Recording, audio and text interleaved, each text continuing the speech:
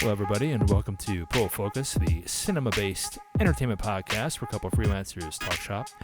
My name is Mike, and as always, I am joined by my partner in crime, Jack of all trades, master of all, Mr. Robert Andrus. Andrus!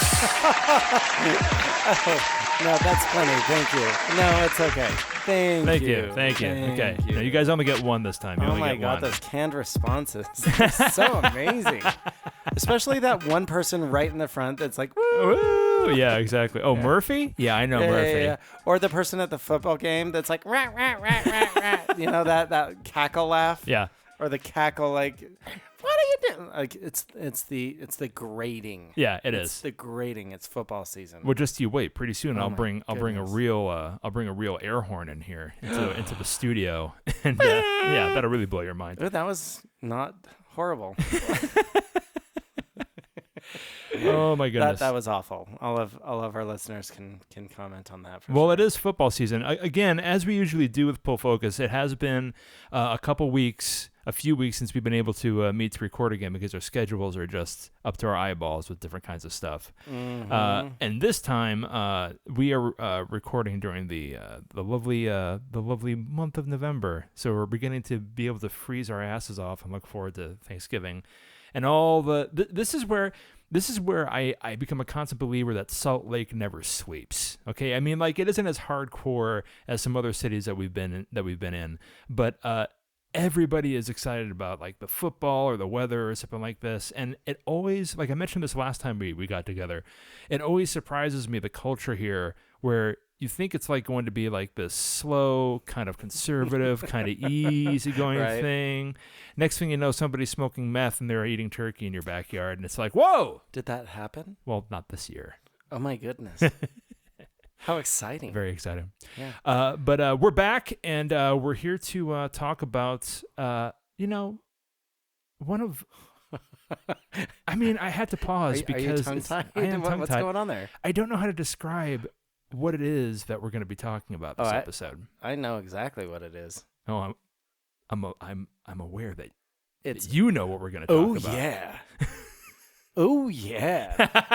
There's another thing that we should talk about later, but like something that I'm really I'm excited about, a couple TV shows which I'm actually going to pitch to you after this show. Absolutely. For us to talk about, because I'm just giddy laughing about both of them. Okay. But yes, if you understand the reference, yes. Okay, so we'll have to do that. We'll have to do that. Yeah, but in the meantime, why don't we sit back, relax, and have a cold one with the boys? Oh, that's terrible. Never mind. What is that? I don't know. The greatest superhero team the world's ever seen. The Seven. Is there anything I can help you with? I'm not gonna piss you about, Huey. I heard what happened to Robin. You ain't alone, son.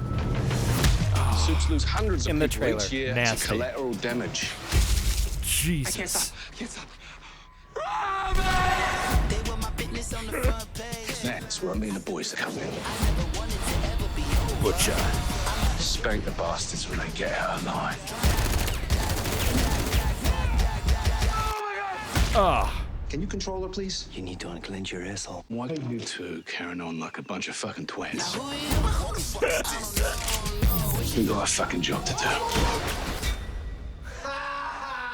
I'm invincible, stupid motherfuckers. I'm the world's greatest superhero. I can do whatever the fuck I want. We're on the verge of nailing these wankers. I'm done. Oi, what's Sporty Spice up to? Who? Sporty fucking Spice, what's she up to?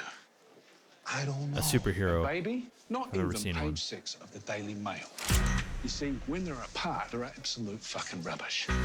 But you put them together, they're the goddamn fucking Spice Girls. Let it hit! The point is, we need each other. We're fucking dead in the water. Jesus, he gives the worst pep talks. He really does. Sing along, everybody. I can't do this. You just pulled the fucking trigger. I love the cougar sound. Yeah. Oh my I forgot what they God. showed in the trailer. Yeah, dude.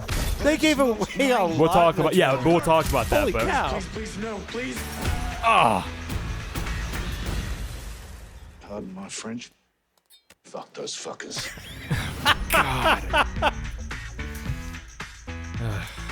Well, I was gonna start with a disclaimer. yeah, nah. We're good on this one. So, guys, even though we probably don't have to tell you if you've already seen what's on the screen, Spoiler alerts. yeah, Spoiler alerts. we are talking about the Amazon original, The Boys, the comic book made. Gosh, they took this raunchy comic book and they turned it into a real live flesh show. And I use the term flesh show because there's so much blood and guts and violence in this series. There's a lot of violence in the series. It's interesting. It's wonderful. It's also bad in its own way, and we're going to talk all about it. So Bad as in amazing, Possibly. and awesome, or bad as in oh no. a little bit of Yeah, nay. there aren't any good boys in this. No, never mind. Shut Right. up. No. Oh God, no! So let's jump right Now. into it. The Boys is one of the newest series to pop up on Amazon. It popped out. Gosh, I'm using the word popped a lot. It came out this We summer. just heard the Spice Girls. Yeah, indeed. It's Right? very I can't poppy. stop from I dancing know. right now. I mean, It's my jam. I've got to agree with his speech. Yeah. Though Oh yeah, by themselves. his speech, absolute garbage. very accurate. Very accurate. Yeah, No question. rock and roll, poppy. They weren't rock and rolling. How dare you? I But know, anyway, that's why I changed it to poppy. very good. Yeah, you're welcome. Good save. Yeah. It was published on Amazon this year, 2019. They weren't doing any of that Disney Plus stuff. You guys got this series and all of its episodes right to the dome. Binge worthy. Absolutely binge worthy, and it's available for any Amazon Prime subscriber right now. We're not going to do a commercial for Amazon because they're evil, but god damn, Andrus, Wow, you just said that. I did. Good for Sorry. you. Yeah. No sponsorship there now. I know, right? But they hit the ball of the park. I'm a fan of this series, and then also I'm kind of loath of the different. How can I put this? Trends that are popping up when it comes to superhero movies now. Obviously, Okay. one of our Well, we've talked about that for a while. a very very because we've good done point. a lot of conversations about a lot of different superhero content. Absolutely. So- Well, how can we not? Because it's Right. as an audience, as a consumer of entertainment, I mean, you can't avoid being hit in the face by a superhero movie. Right. And as one of our dear friends, Humberto Estrada, mentioned on more than one occasion, there's just too much of it, in his opinion. And after seeing this, I think they did some really good things with the series. But this is the first time, and it's good that he doesn't listen to the podcast anymore. Because Bert, correct us if you're wrong. Mr. Humberto Estrada, he just called you out. Indeed. But no, I'm going to say that now after absorbing the series, I agree with Bert. I think I've turned. There's too much superhero Which stuff, is man. interesting because for me, I can't get enough of it still. Really? Like, I can't tell you how excited I am for 1984. Oh, dude. I can't tell you how excited I am for 1984. You know what? Maybe. There's a lot There's that a I'm lot. excited about.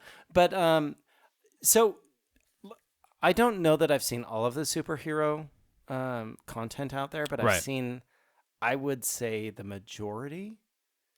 And I'm still pretty impressed with the quality of work that comes out. Yeah, like there isn't. You can't argue that it's a trope that really rings true to just being a human being. We all fall Right. into the hero's Speaks journey. to me specifically Yeah, too. yeah. So And it does that for a lot of people. Everybody can find their favorite hero and they can relate to it. And quite honestly, it is definitely easier for me now that, especially after starting the podcast and looking at certain niche superhero comics and movies that I've been turned on to by you and by Bert and whatnot. That I see old literary elements in all of it. I mean, we just mentioned the hero's journey, obviously, but there's tenets of like Shakespeare and Hamlet and a lot of all publications. sorts of things across the board. Absolutely. And this is like classic literature tropes that are being personified in really wonderful bits of material. And then we get something like this, which is kind of like making fun of it a little bit, you know? Let me read the synopsis here. I'm not so sure that it makes fun of it, in my opinion. Okay. Certainly, it's taking a different perspective and viewpoint to it. Certainly, it makes fun of a lot of things, but I think that we'll get into that. Yeah. I don't want to cut you off. No, I appreciate it. It's Go okay. for The synopsis on our favorite site here, Wikipedia, reads as such. The Boys is an American superhero web television series based on the comic book of the same name by Garth Ennis and Derek Robertson, developed by Eric Kripke for Amazon. It follows a titular team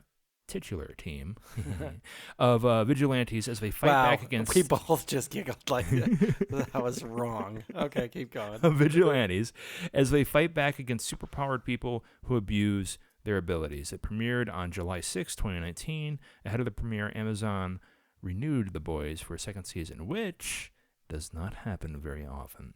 But... Is that accurate? Yes. Well, I mean, you said it, so I mean that's surprising information to me. Before the first season was over, wait, hold on. Ahead of the premiere, before the first season even aired, before it became available, they already got permission for a second season. And yes, that is rare, especially for Amazon. So that actually happened with the project that I'm working on here in Salt Lake, High School Musical, the series. Oh my god. High School Musical, the series, the second series, upended, Esquire. Yes. High School Musical. Can't beat musical, the series. You can't beat that title. That's true. But yeah, that was exciting news because it just goes to show that people are hungry for it. Well, also that they see a relevant property direction and property that makes it warranted. Well, the thing is that, and we've touched on this a lot when it comes to... It's all financial. It is. It really, truly is. And you have to learn to respect the art behind the financial point of it. We have this really cool series. Everybody I've talked to likes it. I have my own, positive and negatives with it, as anybody else would. Mm-hmm. But because we have a property here, a title that is going to be very popular, obviously Amazon is going to buy in, and who else is a better distributor nowadays than Amazon? I mean, honestly, given its capability, if you get a project and it has a capability of being mass-produced and published by Amazon, it may be even better than, getting it with one of the big studios, Paramount or Universal or whatever. I mean, Amazon has so much power now. Everything's as on a its way to a industry. change now. Yeah. It's... Nobody wants to go to the theater anymore. I mean, we still do, but most people are watching stuff at home, and Video more power store. to them. I mean, absolutely. Here we go. Absolutely. This is now the next version of what we're looking at. That's it. And we actually saw the trend when I was working at a video store 20 years ago, right? Yeah.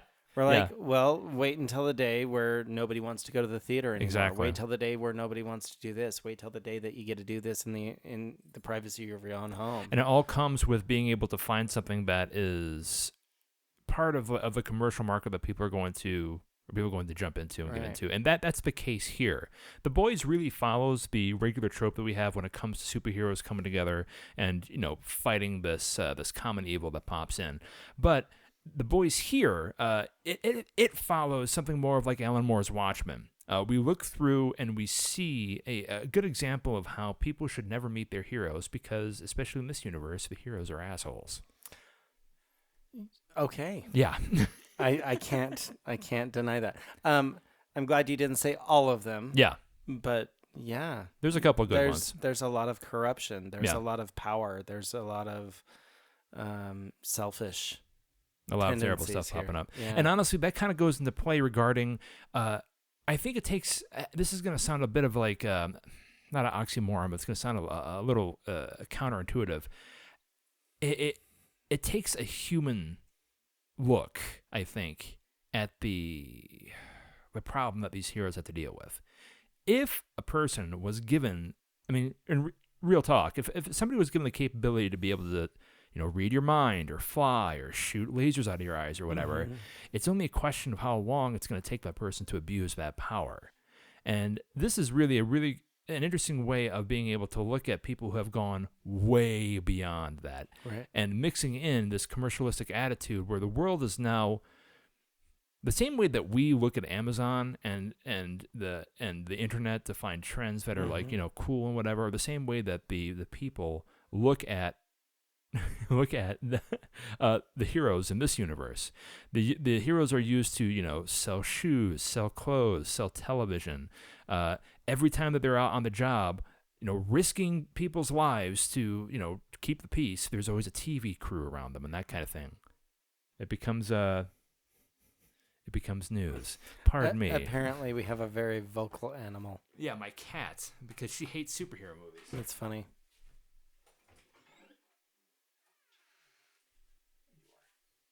Anyway. Not even in the room. Yeah. What a waste.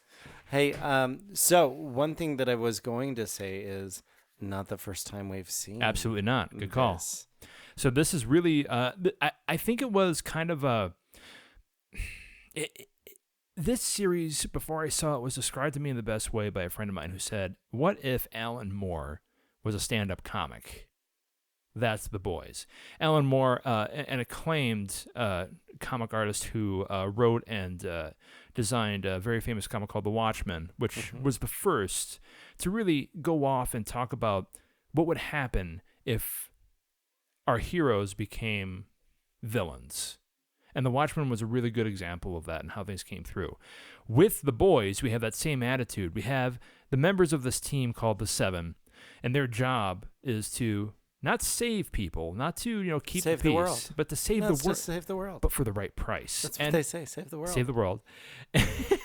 As long as there's a camera running, they can get ratings for it. Right. They become a business. They become a cable company. They become they become this force for advertising more than anything else. They become Amazon Prime. Exactly. Or Amazon, however you want to put that. Absolutely. So here we have this world where heroes are the big cheese. Heroes are the ones that come out and they tell you what you should buy, what you should do, how you should live your life. And the supers aren't, they get their powers by chance for the most part, but we find out later in the series that may not be the case. They were born with it. What? How dare you? It's evolution, like is. the X-Men. Evolution and drug therapy. Spoiler alerts. I cannot Spoiler believe you alert. just did that. You know it. No, but I mean, that also plays a major factor into the plot line, Yeah. which I find to be pretty interesting as far as the full scope of what this story is. Yeah. So we open up with this universe. We're in the city where the Seven are, doing their thing, and all of a sudden we have a scene with Huey Campbell, played by Jack Quaid. well, before we even get to that scene, Yeah. I love how this series opened. Yeah, describe you it to agree? me. Yeah, I do. So it's got two. It's like a TV two commercial. It kind of is. Yeah. So it opens with a TV commercial. It kind of sets up the world. Yeah. And then it follows two teenage boys walking down a street Uh-huh. that happen to witness a crime in progress. What kind of crime, Andrew? So it's like it's a armored truck robbery. Yeah. Right. It's intense. So we're introduced to two of the famous superheroes Mm-hmm. in this world, and they thinking show names how powerful they are. Right. And then the kids proceed to not be traumatized by the incident, Right. but ask for a selfie with, with the respective celebrity superhero, whatever you want to call it, in this world, because they're one and the same. It's absolutely true. They're They're celebrities. They're celebrities. They're the movie stars. Kardashians of the superhero world. Well, are they though? I would say. I think so. I would say take it a step further. Okay. Because the Kardashians, I mean, that's all the Kardashians do is Yeah. entertainment, right? Yeah, it's true. But these guys also have a day job, Mm-hmm. which is what pays their bills. What bills do they have, and why do they need the money? Is my biggest plot point. I'm confused by that. Exactly. And also, they're on the hook because if they can't perform, Right. they lose their They're contracts. celebrity. Yeah. I think it's a lot about ego. Right, It's a lot absolutely. about image. So anyway, like these kids are, they're having a very, in my opinion, accurate teenage conversation, F-bombing every other Yeah. word, as they're having a conversation about the superheroes and their latest movie and how relevant that is. Yeah. And then we But they're checking the heroes like Instagram feeds and stuff like right, that too. Right. So I just like the fact that opening sequence really tells me what kind of movie I'm in for, what kind of show I'm watching. And then it cuts to the unsuspecting reluctant hero Yeah. that we're introduced to in Huey. And Yeah. you continue with that because Well, wow. it was on the trailer. Huey was. is just this regular guy. He's working at like what would be Equivalent of a Radio Shack, yeah. And his girlfriend comes in, and they do they have like a wonderful scene where she's flirty, he's flirty, and everything. It's like, oh, let's lay down some pipe or something like that, or lay down some cord or something. Because they're talking about they're talking about having sex, but she puts in the wrong innuendo. First, they're talking about cables for your TV. That's right. That's right. Which is why he used that particular verbiage. Right. But like, it's this cute little thing. You can see that they're in love. You can see that they don't mind talking about this kind of stuff. You can see that they're just gonna go out and have lunch and enjoy each other's time. And right before they're about to leave the business or something, Robin is standing on the street, and Huey is holding her hands, and all of a sudden we see this flash, and it ends up being A-Train, a member of the Seven who has super speed. Equivalent of the Flash. Exactly. Played by Jesse Usher. And we find out in seconds as the camera pans over that in his super speed, he didn't see Robin, and he literally ran right through her. Like he can't be stopped. He has to go, and he accidentally literally juices Robin. And we see Huey, as it's panning out, Huey is sitting there with what's left of her two hands, and he screams and screams and screams. It's terrifying. Which is terrifying, but it's also answered the age-old question of like all of those physics things when we're kids. That's thinking about, well, how fast does the Flash go? Exactly. And what happens if something gets in his way? See, that's the cool thing, where what I really do like about this series is how they do match and mix the fantastical with the science behind it. Well, if you have an impenetrable body that's going at supersonic speeds, and it hits a juice bag like a human being, one of those two things is going to give, and obviously with this one it was poor Robin. So that begins the show.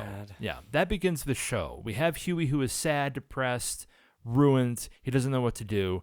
And then my favorite character in this entire series, played by Carl Urban, Billy the Butcher. And Billy like he Butcher. comes in with like this great oh man, he's got the properly coiffed beard. He has a stereotypical Australian accent. He knows what happened. He walks up to Huey and he looks like a badass. Yeah, he does. And he fakes his identity of being like a CIA agent, and he has this opportunity to use Huey to get into the Tower of the Seven so that he can start the mission.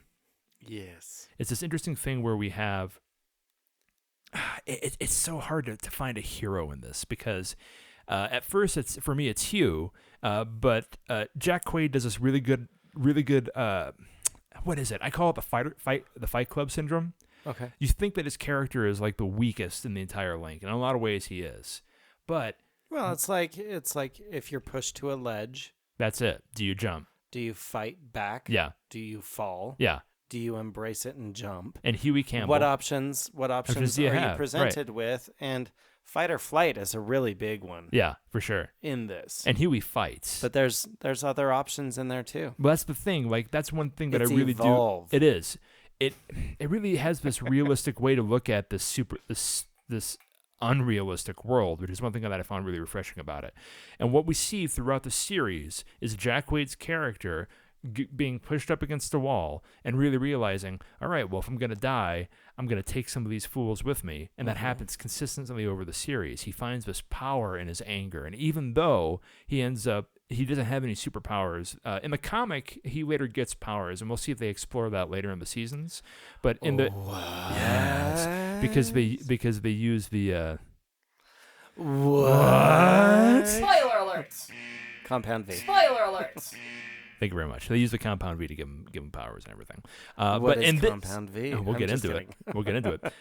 But in this series, at least in this first part, this first season, Huey doesn't have any superpowers. In fact, none of the boys have any superpowers. They just have super capability. We have the Butcher. We have Frenchie.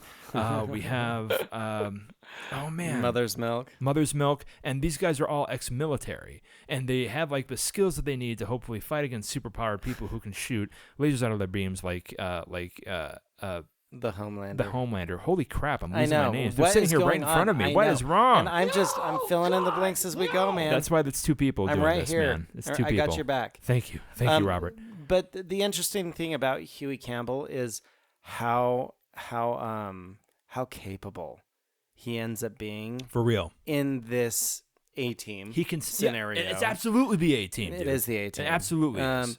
But He's the Murdoch. He's the Murdoch of the... Well, maybe Frenchie's more of the Murdoch. I don't know. Never mind. I don't know. because it's all a mixed bag. Yeah, it is. It's Right? true. It's true. Because But he can improvise. He can think on his feet. He can survive. That's the thing. yeah, He's but a certainly survivor. Mother's Milk is no pushover. B.A. Baracus. No. But he is a B.A. Baracus. You know what I mean? It's a B.A. They're all badass. just kind of mixed. Yeah, it's true. But yeah, there's something really fun and interesting about The dynamic. how somebody that's seemingly inept and yeah, weak yeah. in But given the these proper- situations Yeah. has been very, very helpful through every single scenario. He's the glue that holds the team together at Yeah. that point. I mean, like you get the whole thing where like you have like these rough and tumble military guys, and in comes little Huey, and he's the one who's the most capable out of all of them. Yeah. The story goes along with Billy Butcher asking Huey to put a listening device into the Tower of the Seven, because Huey's like, "Hey, you guys killed my fiance.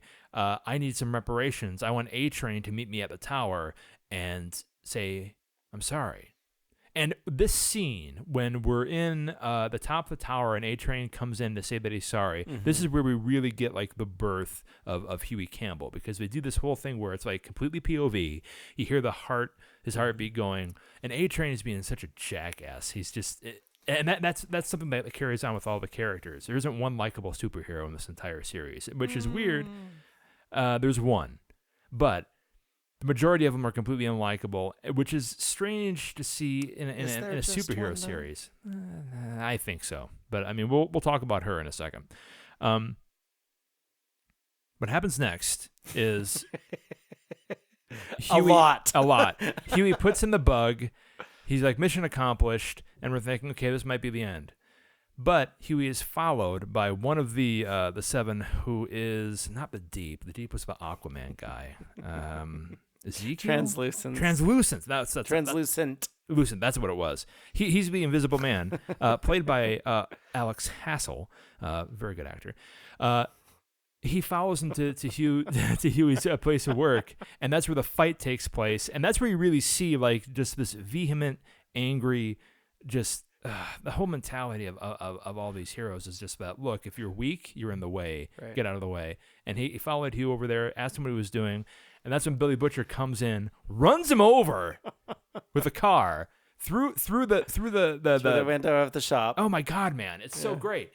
And then we find out that Billy Butcher isn't a CIA agent; he's just a lone wolf, a vigilante. A vigilante? What?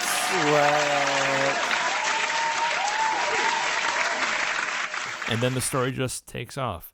The first episode does a really good job of being introductory. We find out the universe, we find out strife from the main character, we find follow-up characters and secondary characters that are offering their own input into it, and then the rest of it is just building how the boys fight this war against the Seven. Answers to a bunch of misinformation. Yeah. Right away. Yeah, you get clued in. Yeah, it's fun. And it has Elizabeth Shue. Yep. Oh, man. And I just made a reference to Karate Kid earlier today. It was funny. Did you say sweep the leg or put him in a body bag? Well, I was. Hey, you know what? You're the best. I was coaching a student, and I said, "I am the best." I told him, "I'm the best around." Nothing's gonna. Never mind. We're not gonna do that. But thank you. No. I did tell the kid that he had been Miyagi'd. Damn. And the kid did not know the reference. So I got blank eyes. And then I told him to ask his mom what that meant, and she goes, "Well, it's a reference from." Right. Yeah. Oh, this kid's got some work to do, man. He does. Oh. Come on, Karate Kid, really? Come on, know your history. It's good. He's like, I've seen the new one. Yeah. That's Yeah. a good. That's not Pat Morita. So All due respect, Jackie Chan. a really big draw for me was the cast on this. Absolutely. Because it had Elizabeth Shue. Mm-hmm. It has Anthony Starr, who I'm a fan of from Banshee. If you ever watched Banshee, I really liked what he was doing there. I did not actually have a scene with Chance Crawford when I was in my episode for Blood and Oil. Uh-huh. However, he was in the room. Lovely. So technically, I suppose I did. I think you could say that you did act with him then. I mean, you were acting. And he was there. present. He was present. Okay. Well, he was there. I don't know if he was present. But Simon Pegg, I've been such Pegg a was big ridiculous. fan of for forever. They actually went- there's a really great, really Carl Urban. Come on, It's on, Bones. It's ridiculous how you can see such a diversified cast, not only from their own backgrounds and where they came from, but also you have centuries of talent here. I mean, we look at the things that Carl Urban has done, Elizabeth Shue, Simon Pegg, Anthony Starr. We see that mixed with newcomers like Jack Quaid and Jesse Usher, and just like this beautiful thing happens where we have people who are willing to take on such an interesting project and treat it seriously. And that, I think, adds to the value. We were talking before about how the commercial viability of these kind of properties have become so popular over the past decade and whatnot. And when you have actors who really just provide really, really great characters, despite this being melodramatic. I mean, this is a melodramatic series. I mean, it goes... What? Oh, my gosh. What do you mean? It's filled with spikes and troughs and action. A soap opera. Yeah, exactly. But there isn't ever like a plateau. It's either really going hardcore with the hero action or going like really depressing and in the opposite direction. I didn't find one point. Maybe like the exposition scenes with Simon Pegg, but besides that, there was always something happening. There was always some sort of undercurrent that was going on. There was always some sort of secret. Which is why I think they needed the pilot episode to have a lot of that. Yeah, you have to do the proper job of inducting your audience into the world and really finding what they have to deal with. And then when you have that, it's like a cake. You have that foundation. It's like a house. I don't know. It's like a boat. It's like, never mind. Really? Thank you. God, no! Whoa. Right. But when It's like a story. Thank you. And when you have proper foundation for that house, boat, cake story, then you can... Well done. Thank you. Then you can start adding things onto it. And that's where we have really great ways of being able to, early on, provide these characters that come in, provide their backstories, and most importantly, even though you add like these extra ingredients, the way that they do it, you don't end up getting bored by it. Right. Like when we went to Homeland's... Homelander. Homelander, thank you. Old house, which actually wasn't his house. Right. And then we saw like flashes back to like how he was grown in a lab and developed in this kind of stuff and became like the first ultimate superhero or whatever. Basically the equivalent to Superman. Absolutely. That was really interesting because we knew that prior to that he was still angry about what was going on with his not necessarily his friends being attacked, but the brand being attacked. Yeah. And I just think they did a really good job narratively in this series because it's really hard, I think, to take melodrama seriously enough so that it doesn't become too heavy and also can still pack a punch. That's what Watchmen did. That's one reason why I like Alan Moore so much. Well, I think it's just the clarity of the choices that they made. Yeah. The direction that those characters are going. Yeah. And how the actors portray them, how the directors make sure they get that. All of it. For me, the series was like binge worthy. Absolutely. I watched it within a 24-hour time frame. Yeah, just like popcorn and I don't have fodder. a lot of time, so I didn't get much sleep. That's right.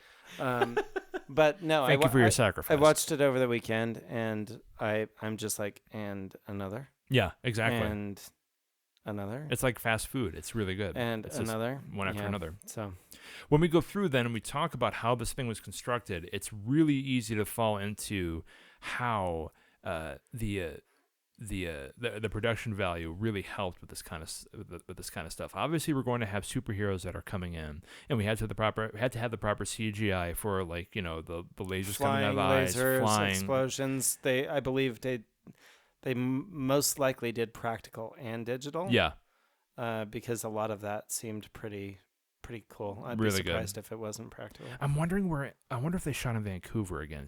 Amazon Studios does a lot of work in Canada. It says Ontario, Canada. Ontario, Canada. There we go. Yeah. So when we go, with Seymour. Going to see more. Oh, we're checking everybody's favorite site, IMDb. Everybody. Yeah, Hamilton, Ontario, yeah, okay. Toronto. Yeah, it's all there. Yeah, it's all in Canada. Very Yep. good. When we go through then, and we talk about, we're dumping praise on this series, and rightfully so, I think.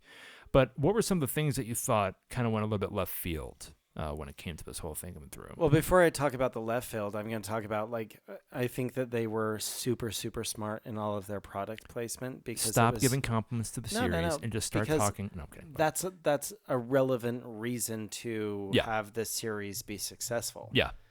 And I love how their opening is also a shareholders meeting Yes. that talks about all of the benefits Right. to having the soups, as they call them. An ongoing plot point that comes up is Elizabeth Shue's character trying to push to use the superheroes in warfare. Right. And there are a lot of scenes where she's talking to congressmen and saying, Which is hey, surprising for me that that's a relevant conversation in their present, Mm-hmm. because they've obviously been around long enough to have these full-fledged adults Yeah. as soups. yeah, Why wasn't that talked about when they were children to when they could really cultivate them It's in an that excellent direction? question. You know what I mean? yeah, I do. So for me, because it is public knowledge in there, that should have been handled or discussed way prior. And maybe I missed something in the plot that said something about that, but I think you make a really good point though when you call out that in the opening scenes when it comes to like the background, when we're not dealing with Huey like losing his fiance, when we're not dealing with like character development regarding the heroes and how bad they are, even though they're doing good things. right. It's all about the brand. It's all about the Right. company. It's not about saving people. It's Right. about how profitable these heroes can be in regards to the bottom line. And that I think is like one of the most interesting parts of it. It really takes this corporate look at what happens when you have superpowered people. Mm-hmm. And everybody who actually does have superpowers, it's like trying to get into the NBA. They're working their entire lives trying to get into the organization so that they can finally make the big bucks. And, Right. and helping people, at least at first, comes at a close second. And for some of the heroes in the series, doesn't even worry them at all. They're there to get on Jimmy Kimmel and that kind of stuff. Which is funny because Jimmy Fallon is in the first episode. Was it Fallon? Okay, I thought it was Kimmel. yeah. Never mind. Well, no. I wasn't correcting you. I was correcting you. But I wasn't correcting you intentionally being rude. But I got you. You're all good. no, but I think places where it missed the mark Mhm. for me is I really, really like the series. Yeah. I really did. So I'm having a hard time coming up with one right now because I had a few in my back pocket, but now I'm just so excited after rewatching it that I'm really excited about it. So you went through the first 4 episodes, but now you're going to watch the rest of it to the end after we're done podcasting. I will. So that, yeah. I will. I'm Maybe the not. same way. Maybe not today, but Yeah. within a week or so. It's like one of just those things that you can because just I've gotta watch over and finish. over again. But like, I didn't necessarily, because we're not there yet in what Yeah. I just watched, the lab stuff. Yeah. You know, but like all of the science makes sense. I mean, we're already taking out superheroes in the first, second, third episode, That's right. either politically or violently. Right. But something that did not make a lot of sense to me was what's her name? The Popclaw. Oh, the Popclaw. Yeah, So yeah. Popclaw and A-Train have a relationship, Right. and part of their relationship is the use of a drug that Right. kind of amplifies their abilities. Right. We've seen that kind of stuff in movies before. People fall in love, but they happen to be addicts. You're talking about Brittany Allen. They get with what you mentioned before, the compound V, Right. which is an additive that helps people get super high, but also like for For superpowered people. superheroes, it amps them up and Right. amps up their power. Right. So there's her storyline always bothered me. Yeah. No, I like the relevance of having her in there because it progresses the storyline along. Well, it gives A-Train a soul too at a But- certain point. but Albeit she's a kind of small like one. she's kind of like a D-list, and they even call her a D-list in Yeah. there. A D-list movie star, Yeah, 'cause which it's all means about that she celebrity. had some success, Yeah. and now she's no longer relevant. So she's living in an apartment now that she can't pay rent on. Right. What? Yeah. Yeah. Doesn't make much What? sense, right? In this world, it doesn't make sense. I think it's interesting how they Now, were able. Oh, go ahead. The status, Yeah. I understand the status aspect of it, but the financial aspect of it made zero sense. Like to she me. should still be getting paid enough to live because she's Either one of the either residuals or her life of crime now, or Right. something. I like to think that she was just wasting all of it on the drug.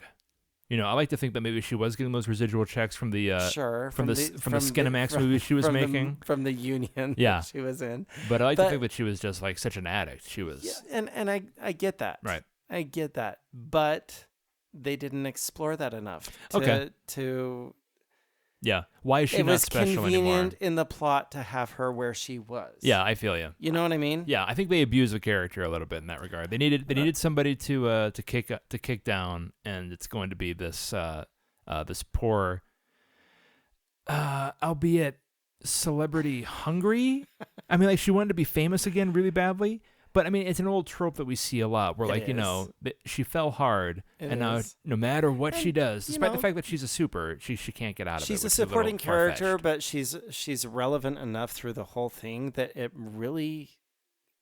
I think they needed to explore Well, I her think- circumstance more. Yeah, I think and Brittany Allen would have been able to take care of that too. I think the way in which she personified this character, I mean, down on their luck, but this is one of the first. Like this is one of the things that turned me off about this series.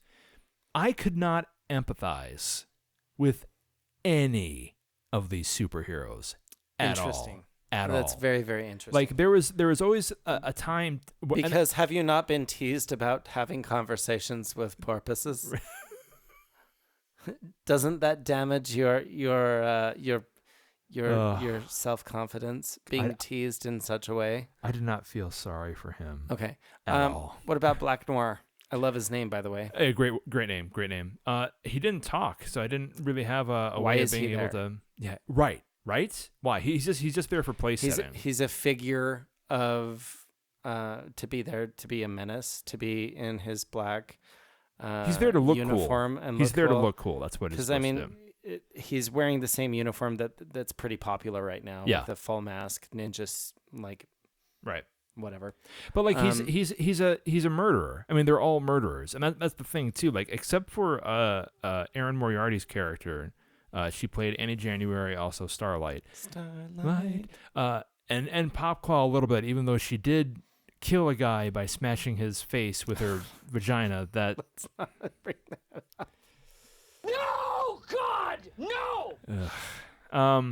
Oops. yeah, I didn't feel any empathy for any of these people, and I know that's kind of the point. But one thing that I didn't like about this series is that even if there was like, oh, maybe they're going to do something good, or maybe they're not going to be a complete jerk or whatever, I was always disappointed because to the series' credit, it fooled me on more than one occasion. I was thinking, okay, well, this is going to be the one where like they redeem themselves, or this is going to be the one where like Sure. they're not going to be a complete garbage person. Sure. No, they always There's came lots of out. And they things always that ended have. up being to like it exhausted me. And like by the end of the series, I was like, you're not going to fool me again. I know you're going to kill that baby. Don't. Spoiler alert! Don't you mean Spoiler alert. use the baby during a battle? Don't you mean Oh my holding gosh. holding an Stop innocent it. baby No, let's- ransomed for Elizabeth Shue's character to get lasered in the let's head at the end? not Spoiler alert! Stop it. Sorry. Spoiler alert! Yeah, there just wasn't anything redeeming. And even Okay. after a while, like I liked Hugh a lot. I liked Huey very much. But even after a while, it was just like, dude, crap or get off the pot. You know? So this was the other one that I thought of that was a big what? Yeah. I never understood the power that Elizabeth Shue had Me over Homelander. Neither. because he is a super, and Yeah. it's psychological warfare, and Yeah, I understand totally. that. So, I mean, there was enough Sick there relationship. for me to. It's a messed up relationship. I mean, I don't want to, I don't want to kink shame or anything. No, I but love it though. Actually, Ugh. no, because I mean, I did like it that it was creepy for sure. it was, and I think that it was relevant to show how she could have power Right. over him, and just show that she was a master manipulator. Which how far does that go? And I'm Yeah. glad it ended the Yeah. way that it did. Me too. Because I think that's the only way to have it make sense. Yeah, because he's a Man, psychopath. the entire way through, I'm just like, why? Yeah. Why is he putting up with it? And there's this looming Explain threat it. of this apparently failing health dude on level 80, 84, or 82 Yeah. of the building. Yeah. We'll go up there and then see what he's. I mean, how much of a threat is that? Well, they to did, somebody that Right. cannot die. so they did it to I think you're right. I think it's kind of like lazy writing. The one way in which you could take a character really seriously in an environment like this is when you have the biggest, strongest person in there become frightened of them. Where it's like, Which I think is what they were trying to do. Yeah. Well, they did, but they never put a face to the character. They never gave any kind of information about it. The company is housed in this huge tower in the middle of quote unquote the city, and that's where the superheroes live. That's where they do all their business. It's all in this stop and shop thing, and then like the same kind of thing like you have like in Greek mythology. The higher you get to heaven, the more powerful people are up. Like on you're gonna have more powerful people on the 10th floor than you are on the ground floor. Right.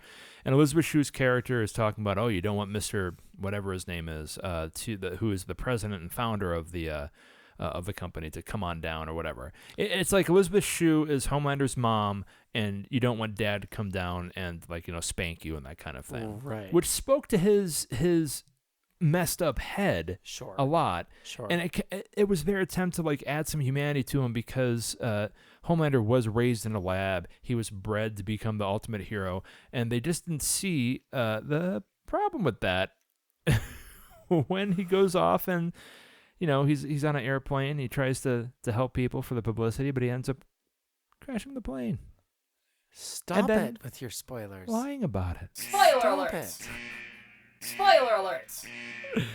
Yeah. But Madeline Stillwell was the name of Elizabeth Shue's character, and it does do a really good job of this constant theme, where we see the weakest people in the universe actually become the strongest. I mean, on a one-on-one fight, the boys would be killed by Homelander alone, but they end up being, the most powerful team in the universe through manipulation, through strategic They're the battles, A-team. through being the A-team, exactly. Yeah. So I think those were kind of the biggest ones for me. I'm sure Gotcha. I might come up with some more. What were yours? What were your no-nos? The biggest thing that really bothered me, besides the empathy thing, was so I don't know if this is gonna be a popular opinion or not, but part of me thinks that Huey's whole storyline was just stretched Too far? Yeah, that's a little bit too far. I think that towards the end of the series, I was expecting him to give up, and I wouldn't have been angry at him if he did. It's just that every once in a while they interspersed his plight with these exciting sequences that came up. Then I was like, okay, that's interesting, but you're gonna run out of gas here, man. And one of the reasons as to why I wanted him to just give up was because I was getting bored with the whole thing by the end. I know I mentioned, I know I mentioned earlier, not the whole thing. I mean Huey's part of the storyline. Yeah, I get what you're saying. I mentioned earlier in when we were talking a moment ago that I really did enjoy the fact that Huey, who was the weakest, ended up being able to harness his anger and do like the whole Fight Club thing, where like okay, balls to the wall, I got to make this happen, or it's not going to happen at all, and I'm willing to take whatever risk is necessary, which is great.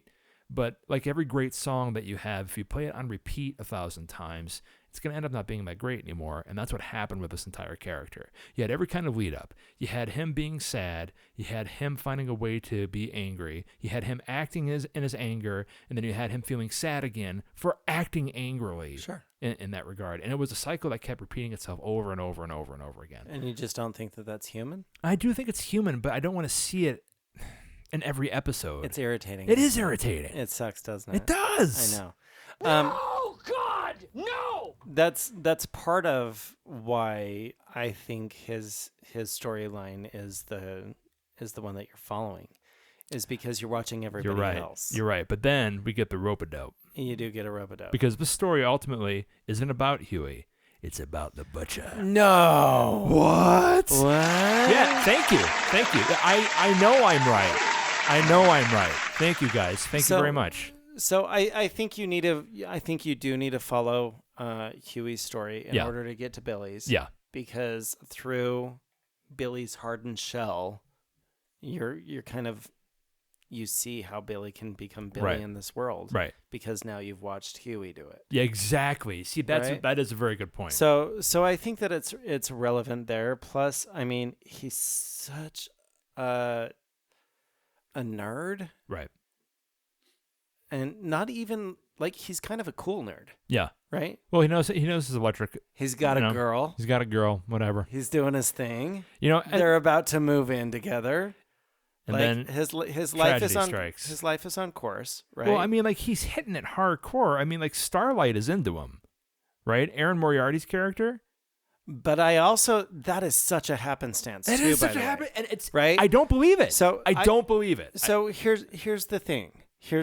I believe that they had the moment on the bench. Yeah. Right. Yeah. Okay.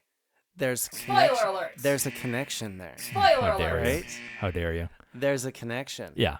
And then the next time they meet is at the A Train race, right? Yeah. She asks him to get his phone number because part of his hesitation is never to gonna cover for the happen. heist. Yeah. Right? So it's interesting, right? So because he keeps getting backed into a corner, that actually gave him his masculinity or his You're right. his confidence, His strength. Yeah. I mean, everything is there for the reason it's there, in order to create who we have. Yeah. And I think that was placed really well. When it came to the main characters, but character development in this series, wonderfully done. Yeah, I think so. It was really I wonderfully think so. done. Because again, we're matching these two things where we have a fantastical world that's doing its best to make sense in a more realistic setting, for lack of a better term. And when it came to like the Big Five, when it came to Annie January, when it came to Huey, when it came to Billy, when it came to Homelander, when it came to like these and Elizabeth Shue, sure. The character development, we could see, oh, now I get it. Now I get it, how we developed this character from episode 1 to episode 12 or whatever it was. I think it's 8. 8, okay. I'm not sure. 8 episodes. But what I didn't like was that once I knew what these characters were, they just kept putting it on repeat. And so like, I don't feel like it was repeat, at least for me. It was right? 8 episodes, yeah. Do tell. So well, hang on. I want to do this. Okay. I want to change topic on purpose. How dare you? I know. I want to go back to what we talked about at the very beginning. Okay. How many of these people are like, how many of these soups have redeeming qualities? Starlight, you can't argue, right? Okay, I know what you're getting at. Or can you? I know what you're getting at, and I tell me. refuse. I refuse. Queen Maeve is... man. I know, because I'm going to challenge that. Okay, so Dominique McElligott, she plays a character in this wonderful show called Queen Maeve. And Queen Maeve... like Wonder Woman. Oh, dude. She does it very well, too. I know she The does. one-liners that this woman can deliver, Stop it, she right? is so dry, dude. It's so awesome. She's really great. Like, I love it. She irritated me for the first couple episodes, but then she totally won me over by the end of it. What really got me is that by the end of the series, I could tell that her character was as tired of this bullshit as I was. Thank you. And that's and I think that's there on purpose. Yeah, that's there. But we do see how it's just looking into the future. We have this naive, powerful waif. Oh wait, what? So there's another parallel here? What? Oh God. Moriarty's character, who comes into play and wins this not a contest, but like she's this new kid on the scene, and she comes from the Midwest, and she catches some eyes in the big city. So she's basically auditioning for her spot Exactly. as a superhero because she has superpowers Right. and because it's a brand. And we're not trying to say that as like a metaphysical kind of way. There are literally scenes of her doing an audition tape, Right. saying what her capabilities are and why And she she went should through be. all the pageants. All the So pageants. This is something that she's done for forever, Yeah, right? But but she's naive. well, of course she is. She's from Iowa. And that's How nothing. dare you. That's nothing against the Iowans that are listening. Right. Is that how you say it? I believe don't it is. know. I believe so. But anyway, But going back to Queen Maeve. yeah. Queen Maeve, we find this out like later in the series because they make this direct comparison. Queen Maeve is the future version of Annie January, of Starlight. Right. And it's because Queen Maeve... If she continues in the path that Queen Maeve did. Yes. So we now have an intersection. Well, she's raped by the Deep in the first episode. So Oh my goodness. I Spoiler can't believe- alert. You are like, why don't they just Spoiler watch alert. it? Why don't they just watch the whole I show? know. She And wait, is. real quick before we throw that aside, I do consider that to be a so in this series. No, she's taken advantage. She's taken advantage of. completely. Yeah. The Deep, really wonderfully played by Trace Crawford. Oh my gosh, does such a great he's so job. likable as an asshole. Yeah, it's ridiculous. He really is. He does a really good job. Well, he does this whole thing where like, hey, you better not, do this or that. Well, otherwise, he's playing her. Yeah, otherwise the Seven will toss you out. I won't tell anybody if you give me a BJ. That's what happens next. So he takes advantage of her. Right. It is. They gave the warning in the middle, at the beginning of the episode. There are going to be scenes. It doesn't turn into porno. You don't see anything like that, but it's implied. No, but it's implied and, rape. Yeah, And it absolutely is. Yeah, it's not an easy thing to watch. And So. that's how the series goes dark, and it goes so deep into the weeds that way. Also with like the violence and the sexism and everything. When it tries to come out, the series can't come out clean when the storyline changes. And they really set that scene up in a way to kind of pull the rug out from under you to say this is what kind of show this is. Yeah. And at least they did it in the second episode. First episode, they did it early on in the series, so you knew They going did on. it. Well, that scene's in the pilot. Yeah. Oh, So, you're right. You're yeah. right. Well, and they even play it up as she's a fan. Yeah. Going into the spotlight. She's idealistic. She's optimistic. She thinks she's going to change Which the world. I think there's such a parallel to every young actor out there getting their dream job. Yeah. And then being presented with, okay, well, now you've got the dream job. Do you want to keep your dream job? Exactly. And just it's such a power play all the way through, and it's a relevant conversation. But what happens? There's so much corruption through the entire organization and soup and the companies and the community. Soup community. Yeah. Because they're exploring that throughout the entire thing Yeah. as well. You've got a religious zealot that's Exactly. that's not so. Speaking of BJs, but anyway. Spoiler alerts. But the scene Spoiler that alert. series of that narrative ends in the scene in the next episode where Queen Maeve is doing her makeup, and Annie comes out of the stall in the bathroom, and right away, Maeve knows what happened. Right. And what does she say to her? She says, "Don't ever let them see you cry." Right. Because she's been through that before and she knows what she's going through. And I think every one of them has been through something similar in a dynamic of power. Yeah. And that's one thing they do explore. Right. The thing that was what I mentioned before, that's the most. But besides Huey's, the issues I had with Huey's storyline, the biggest thing is that when the series gives you a chance to find these terrible people somewhat redeemable, for me at least, they didn't do enough to really have me empathize with them. But what they were able to do was they were able to introduce, and I'll give them props for it, we already did, their backstory in a way that wasn't abrasive and that it made sense. I mean, after watching the series and watching the backstories that we went into, we saw stuff about A-Train, we saw stuff about the Deep, we definitely saw stuff that from... give them a little bit of understanding to Right. why they are. Right. But are they really, truly redeemed? Not or at all. No, have no any way. redemptive qualities? but I would say Maeve, and I would say that Starlight do. Yeah. And it's interesting that they chose 2 female characters? Yeah, the 2 female characters, and they Yeah. didn't really give that to any of the guys, even though it seemingly was they were trying to with Deep. Yeah. They were trying to with A-Train. Yeah, well, he gets... Yeah, it just wasn't But you don't enough. get anything with Black Noir. No. You don't get anything with Translucent. No. You don't get anything with Homelander. You get a little bit with Homelander, but he ends up just, like, throwing it away. Don't. I mean, like... Okay. Thank you. Yeah, okay. I'm just going to say you don't. Okay. You get understanding. Okay. I don't think you get redemption. I mean, he was... Okay. All right.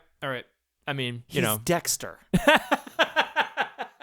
But who made him that way, Robert? Dexter. Okay. No, he's not Dexter. I actually like Dexter.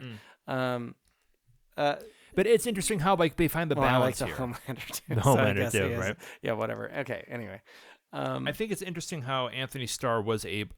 Anthony Starr was holy able. cow, he's good. He's really great. Like he does so such a, good. he hides his anger so well, but then when the character gets like really angry, There's so much behind his eyes. He does There's such so a great much behind job. his eyes. I love He does it. such a great job, and you love to hate him. And like that's one thing that we really have to. I mean, you go back to your point. The cast is off the freaking charts here. All of them are great. And because they do such a good job of taking superheroes seriously, because they know that whenever you're dealing with a superhero trope, you're actually dealing with ancient Greece and Shakespeare. Said here first. Okay. It's true. Anyway. But AKA yeah, great job. mythology. That's For true. all of you that didn't hear that, it's mythology. It's absolutely mythology. Okay. So let's move on then with the last little bit that we have to say about this very interesting, lovely series. For me, I'm just gonna throw it out. Super huge fan. I binged it like crazy. Yeah. I'm not bored at all watching it again. Not at all, right? And I'm gonna continue to love Me too. in it for however long that they do it. From an actor's standpoint, what do you think was probably the most challenging thing about this? From a casting standpoint, what do you think was probably? I have no like, idea. Let's how speak they to each did other's the, expertise in regards to that. Yeah, I think who they chose for every respective role is like spot on. Right. I'm a big fan of who they chose for everybody in everybody's role. Like I've become a fan of some of these actors. Yeah. And gone into their past work because of this show. Sure. And every time I've been pleasantly surprised. Yeah. The talent in this group of people It's is a ridiculous. really ridiculous group of people. So as far as casting, I would be really curious to see who their second or third choices were across the board in order to see where they landed on this cast. Yeah. Because I don't think many people knew who a lot of the people were in this series. I absolutely didn't. Going into it. Yeah. You know Carl Urban. Yeah. You know Elizabeth Shue probably. Simon Pegg, Chance Crawford, and maybe and Haley Joel Osment. Yeah. For all you Sixth Sense fans out there. Right. But everybody else, even though like I know who Anthony Starr is because he was already on my radar from another show. Yeah.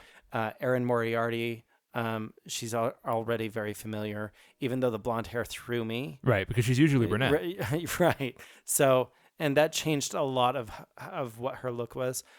Ann Cusack, she's a staple Cusack family member. Yeah. But like I fell in love with Frenchie. I fell in love with Mother's Milk. I fell in love with the A-Team. For sure. You know what I mean?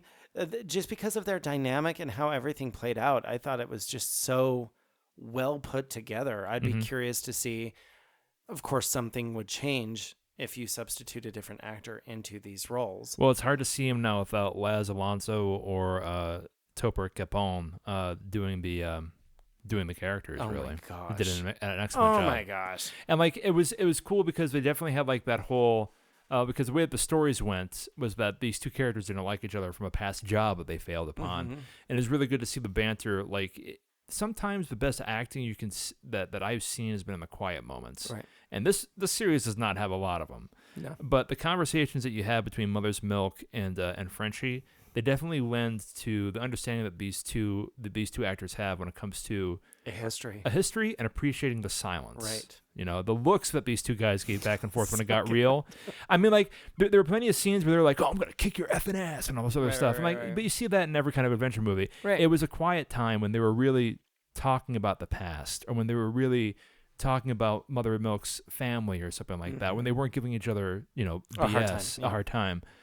That, I mean, you could see that these two characters at one time were brothers, and this horrible thing happened that right.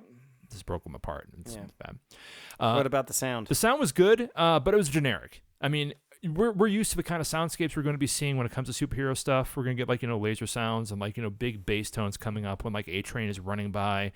You know, the bone claw stuff. I mean, yeah. I mean, but we have to remember that as seriously as we can take this series, ultimately it is a parody in a sense of, you know, major comic book publishers. But the thing was, the sound was really, really competent. And again, I say this with a grain of salt, because it isn't like I'm the guy who has the pressure, or girl or whoever, of having to do the final mix on a very successful Amazon series. I should be so lucky. So, I mean, I don't know what I'm talking about for the most part. But then? What's that? Like the action sequences. Yeah, they were seamless. It was good. Yeah. But it's nothing I hadn't heard before. Sure. You know? And when we're going through and when you've seen, when we digest a lot of content, right. And when you see as many superhero movies as we've seen, it's so nice to be surprised by the little things. Yeah. And that did happen a lot when it came to this series. It happened enough so that I am going to watch it over again,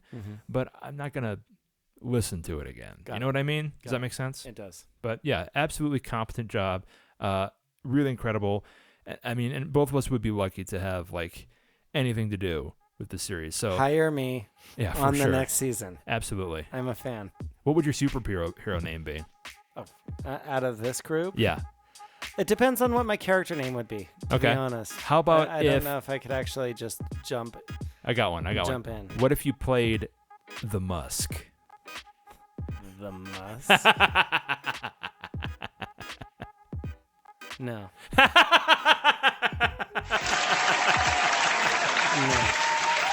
Oh, man. But anyway, guys, that's our little diatribe about The Boys. Absolutely go get this. See it, do whatever. If you don't have Amazon Prime, it's on Prime. Then buy it. Buy the whole series if you have to. If you're on the regular. It's a work day's worth of time. Absolutely. If you're going to go through and check it out, you know, and if you like what we said, you know, keep us in the back of your heads as you go through. It's worth the binge. But as always, you know, we're here because we want to talk about this stuff. We want to share it with you. And we really do appreciate anybody who's taking time out of the day to listen. So please, by all means, like and subscribe on YouTube. Follow us on SoundCloud. You know, let us know if you like what we're doing. Email us, pullfocuspod@gmail.com. And, you know, if you have some opinions about, like, how we do the show or things that we should be looking at or whatever, you know, let us know. Because, you know that we know. We're not always right, but it's your job. Tell us if we're, oh my God. It's your job to tell us. Really? Take it easy, everybody. Oh my God. It's funny.